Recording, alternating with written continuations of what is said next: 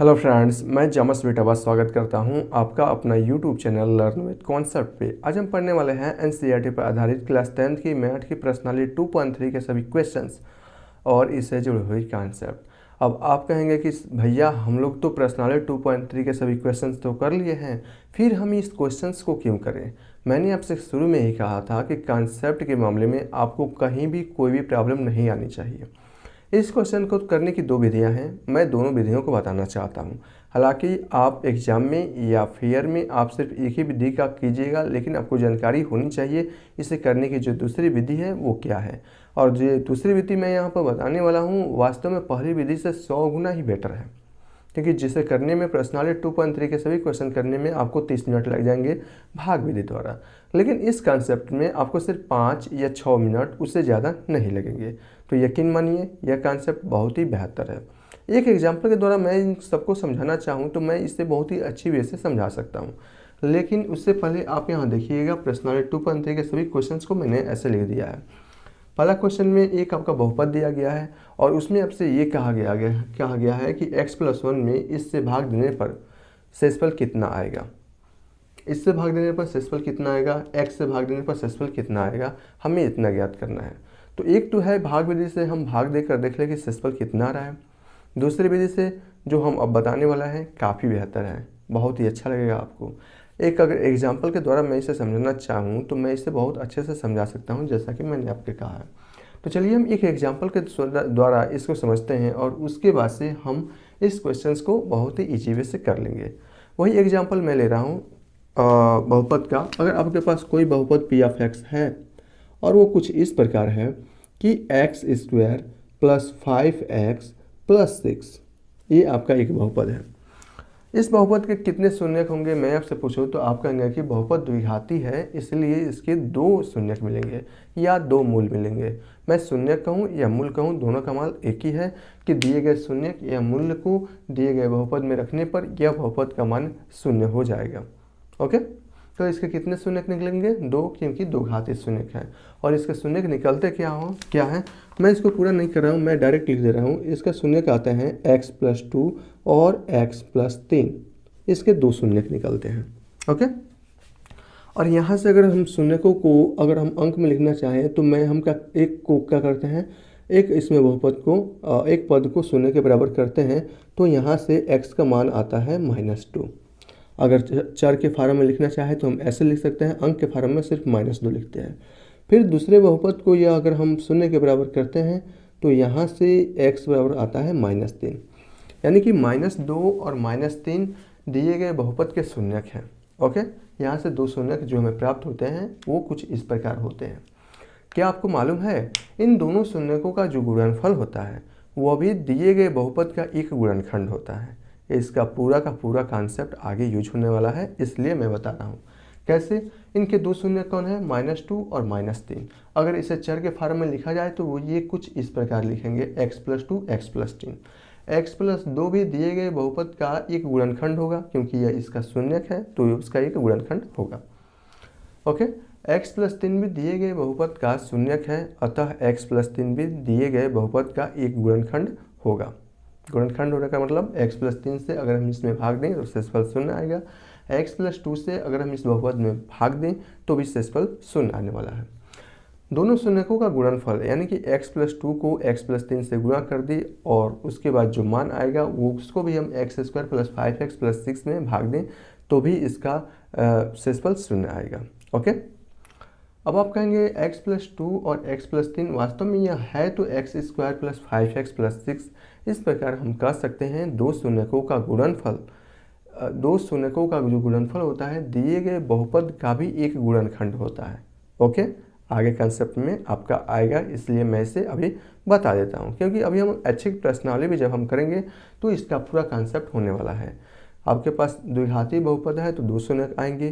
पहला शून्यक दिए गए बहुपद का एक गुणनखंड होगा, दूसरा शून्यक दिए गए बहुपद का एक गुणनखंड होगा, और दोनों शून्यकों का गुणनफल जैसे x+2 x+3 दिए गए बहुपद का एक गुणनखंड होगा। ओके, तो यहाँ देखिए अगर हम देखना चाहें कि यह x+3, अगर हम यहाँ से देखना चाहें x+3 सिर्फ मैं जांच करना चाहता हूं कि क्या x+3 दिए गए बहुपद का एक गुणनखंड है या नहीं है। तो x बराबर -3 अगर हम इस अथी में रखते हैं, क्या है आपका बहुपद में रखे, तो अगर इसका मान 0 आ रहा है तो उस कंडीशन में कहेंगे कि x बराबर -3 दिए गए बहुपद का एक गुणनखंड है। चलिए हम रख के देखते हैं। -3 अगर इस बहुपद में रखेंगे तो -3 का स्क्वायर हो जाएगा, जहाँ जहाँ x है उसके जगह पर -3 रख रहे हैं, प्लस आपका क्या है 5 और इसकी जगह पर मैं -3 को रख रहा हूँ, प्लस आपका है 6। आप यहाँ देख रहे हैं -3 का स्क्वायर 9 और 5 3 15 माइनस के साथ हो जाएगा, और ये प्लस 6, 9 6 15 में से 15 जाओ, शेषफल आ गया यहाँ पर 0। अब हम कहेंगे कि हाँ x बराबर -3 दिए गए बहुपद का एक गुणनखंड है। ओके, अगर मैं चेक करना चाहूँ कि -2 भी दिए गए बहुपद का एक गुणनखंड है या नहीं है, तो हम कैसे करेंगे, -2 x की जगह पर रखेंगे तो -2 का स्क्वायर हो जाएगा, और +5 और ये आपका क्या है -2 है, प्लस 6, -2 का स्क्वायर हो जाएगा पॉजिटिव, और ये हो जाएगा -10 और ये हो जाएगा 6। आप यहाँ देख रहे हैं 6 4 10, 10 में से 10 जाए, यहाँ आ जाएगा 0। अतः अब हम कह सकते हैं कि x बराबर -3 या -3 दिए गए बहुपद का एक शून्यक है। इस प्रकार शून्यकों को हम जांच सकते हैं। अब हम चलते हैं सीधे इस प्रश्नावली पर, और देखिए आप बहुत ही इजी वे से आप इसे कैसे फाइंड आउट कर सकते हैं। आपके पास जो बहुपद दिया गया है इसमें आपको भाग देना है x+1 से। तो आप बताइए अगर x+1 दिए गए बहुपद का एक गुणनखंड होता, ओके, अगर है तो शेषफल क्या आना चाहिए, 0 आना चाहिए। हमें क्या करना है, शेषफल को फाइंड आउट करना है कि शेषफल 0 आ रहा है या नहीं आ रहा है, क्योंकि कॉन्सेप्ट के तौर पर आपको बहुत ही अच्छे से ध्यान से आपको पढ़ना पड़ेगा, ठीक है ना। देखिए इसे आप बहुत ऐसे कर सकते हैं। अच्छा एक बताइए, अगर x+1 दिए गए बहुपद का एक गुणनखंड होगा, उस कंडीशन में यहाँ से x+1 का शून्य क्या होगा आपका, x बराबर -1। अब आपको क्या करना है कि यहाँ से -1 दिए गए बहुपद में रखना है और देखना है क्या यह शून्य के बराबर आ रहा है। ओके, 0 आ गया, जो भी आपका शेषफल आएगा अब आपको तुरंत यहाँ से शेषफल मिल जाएंगे, ठीक है ना। 0 आएगा उस कंडीशन में हम कहेंगे x+1 दिए गए बहुपद का एक शून्यक है। 0 नहीं आएगा तो इसका डायरेक्ट आपका शेषफल आ जाएगा। चलिए हम रखते हैं, -1 रखेंगे यहाँ पर तो हो जाएगा आपका -1 का क्यूब, और यहाँ रखेंगे +3 और ये -1 का स्क्वायर, और ये होगा +3 और यह -1 और +1। आपको शेषफल ज्ञात करना है, आपको शेषफल यहीं से बहुत ही इजी वे से मिल जाएंगे। मैं इसे सॉल्व करता हूँ तो -1 का 3 क्यूब है, तो क्यूब है तो -1 ही आएगा। यहाँ -1 का स्क्वायर है तो ये -1 का स्क्वायर किया जाता है तो पॉजिटिव में आ जाता है। अगर स्क्वायर की जगह पर क्यू है, विषम संख्या है तो निगेटिव में रहेगा, सम संख्या है तो हमेशा पॉजिटिव में रहेगा। और ये आपका क्या हो जाएगा, 3 का गुणा -1 में करेंगे, और नहीं, और यह था ना -1 का स्क्वायर 1, और ये हो जाएगा +3, और ये हो जाएगा आपका -3, और ये हो जाएगा +1। यहाँ देखिए -1 +1 3 -3, अब यहाँ पर क्या आएगा आपका शेषफल 0 आ जाएगा। इस कंडीशन में हमें शेषफल 0 आ गया।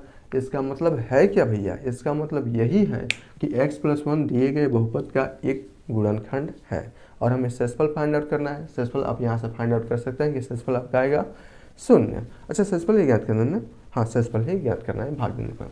चलिए हम दूसरा करते हैं।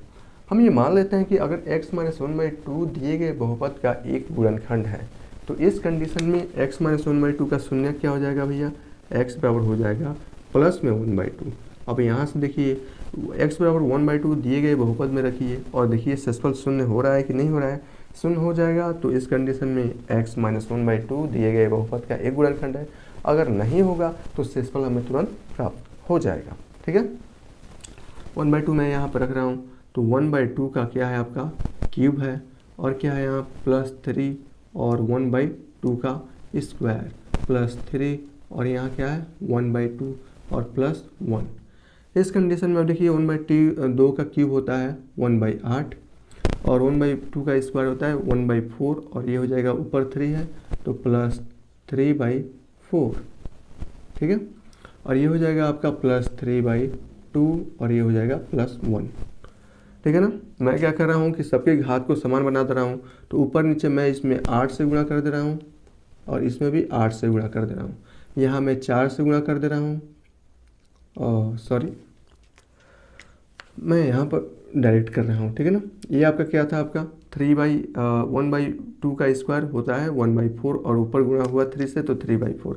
मैं इसमें ऊपर नीचे 1/2 से गुणा कर दे रहा हूँ और सॉरी 2 से गुणा कर दे रहा हूँ ताकि यहाँ पर शेषफल समान बन जाए और हर समान हो जाए। और क्या है प्लस यहाँ हो जाएगा 3/2 है ना, मैं भी ऊपर नीचे क्या कर रहा हूँ 4 से गुणा कर दे रहा हूँ।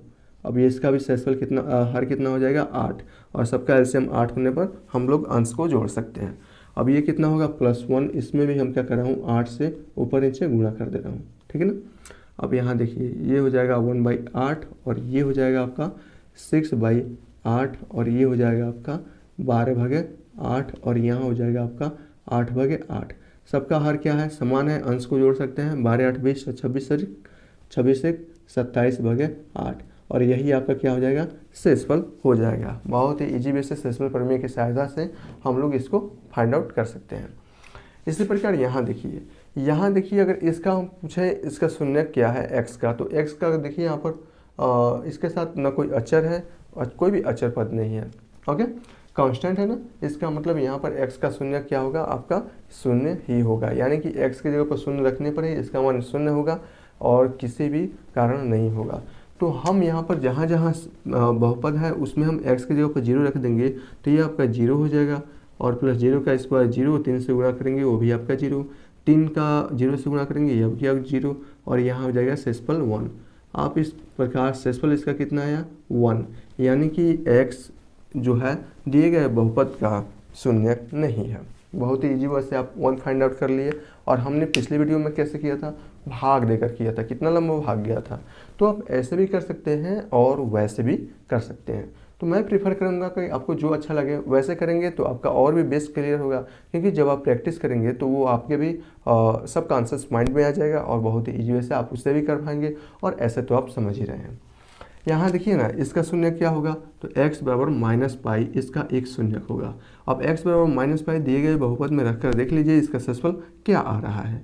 तो यह हो जाएगा -पाई का हो जाएगा q और ये हो जाएगा 3 और ये हो जाएगा -पाई का स्क्वायर और ये हो जाएगा 3 और ये हो जाएगा पाई और ये हो जाएगा +1। ओके, यहाँ से हम देखा जाए तो -पाई का q होता है -पाई का q ही हो जाएगा और यहाँ से हो जाएगा +3 पाई स्क्वायर हो जाएगा, -पाई का स्क्वायर प्लस पाई स्क्वायर 3 से गुणा है और प्लस यहाँ से 3 पाई और यहाँ से +1 और यही इसका क्या हो जाएगा आपका, ये आपका -पाई है, यही इसका शेषफल हो जाएगा। बहुत ईजी वे से आप इसे का फाइंड कर सकते हैं। यानी कि इस कंडीशन में देख रहे हैं कि ये दूसरा, तीसरा और ये चौथा ये भी आपका दिए गए बहुपद का शून्यक नहीं है, अतः दिए गए बहुपद का गुणनखंड भी नहीं होगा। बहुत ईजी वे से कर लिया। अब हम चलते हैं, ये इसका 5वां क्वेश्चन है। अच्छा, इसका शून्यक आपको सबसे पहले फाइंड आउट कर लीजिए। तो ये होगा 5 बराबर -2x, या यहाँ से कर सकते हैं कि x बराबर हो जाएगा -5/2। अब आप दिए गए समीकरण में बहुपद x बराबर -π/2 को रख कर आप उसका शेषफल प्राप्त कर सकते हैं।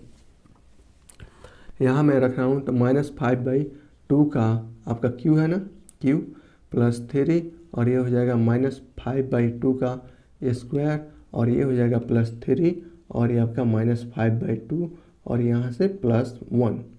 ओके। अब यहाँ देखिए -5/q पावर क्या है, विषम संख्या है, संख्या हमेशा माइनस में ही आएगी हमेशा। तो मैं -5 का q होता है 125 और ये हो जाएगा आपका 8, ठीक है। और यहाँ से देखिए 5 का स्क्वायर हो जाएगा क्या है घात, सम संख्या है तो संख्याएं पॉजिटिव आ जाएगी। 5 का स्क्वायर क्या हो जाएगा आपका 5 25, 25 3 75 और 75 भागे ये आपका हो जाएगा 2 दूना 4। मैं ऊपर नीचे 2 से गुणा कर दे रहा हूँ ताकि हर समान हो जाए और हम लोग अंश को जोड़ पाए। और यहाँ हो जाएगा 5 3 -15 और भागा 2। मैं इसमें 4 से गुणा कर देता हूँ ताकि अंश हर समान हो जाए। और क्या आपका +1 है तो 1 भाई मैं भी इसमें 8 से गुणा कर देता हूँ, ठीक है। इसको मैं सॉल्व करता हूँ तो आप यहाँ देखेंगे -125 और ये हो जाएगा 75 गुना 150 और ये हो जाएगा 15 चौको 60 और ये हो जाएगा +8 और ये हो जाएगा भागे 8 हो जाएगा। इसको आप सॉल्व करेंगे तो यहाँ देखिए 125 और 60 कितना हो जाएगा, दोनों माइनस है, संख्याएं जुट जाएंगी, 60 20 80 185, 185 में से 150 जाए बचेगा आपका -35, -35 में से आपका 8 जाएगा, ये आपका बचेगा 27, -27 भागे 8 बचेगा। आप यहाँ देख रहे हैं कि कितना इजी वे से हम इसका शेषफल -27 भागे 8 ज्ञात कर सकते हैं, और वही भाग विधि से किए थे, कितना लंबा हुआ था, तो आप ऐसे बहुत ही इजी वे से कर सकते हैं। दूसरा आपका ये क्वेश्चन दिया गया है कि x³ - e x² + 6x - 1 x - e से भाग देने पर इसका शेषफल कितना बचेगा। तो यहाँ देखिए x - e को मैं क्या करता हूँ, यहाँ से आपका हल है, आंसर ये सब लिख लीजिएगा आप लोग। x बराबर इसका शून्य क्या होगा, x - e बराबर 0, तो यहाँ से हो जाएगा x बराबर e हो जाएगा। अब मैं x बराबर e दिए गए बहुपद में रखता हूँ और देखता हूँ कि शेषफल क्या आने वाला है। ठीक है, तो मैं यहाँ पर a का क्यूब माइनस e और यहाँ से a का स्क्वायर प्लस 6 और यहाँ से हो जाएगा a और ये आपका माइनस है। ठीक है, a का क्यूब होता है a क्यूब ही होता है, और ये माइनस a क्यूब हो जाएगा, और ये प्लस 6a और ये माइनस a, माइनस क्यूब से प्लस क्यूब कैंसिल, 6a में से a घटेगा, हो जाएगा 5a। तो इस प्रकार x - e से भाग देने पर इसका जो शेषफल आएगा वो आएगा 5a। बहुत ही ईजी वे से आप इसे भी फाइंड आउट कर सकते हैं। ओके, अच्छा, ये दिया गया है कि 7 + 3x दिए गए बहुपद का गुणनखंड है या नहीं है। मैंने आपको बता चुके हैं, अगर यह 7 + 3x या 3x + 7 दिए गए बहुपद का एक गुणनखंड है, तो इसका शून्यक जो होगा वो इसका जो शून्यक होगा दिए गए बहुपद से भाग देने पर या इसमें रखने पर इसका मान पूरे के पूरे शून्य आएगा। अगर इसका मान शून्य नहीं आ रहा है, उस कंडीशन में 7 + 3x दिए गए बहुपद का एक गुणनखंड नहीं होगा।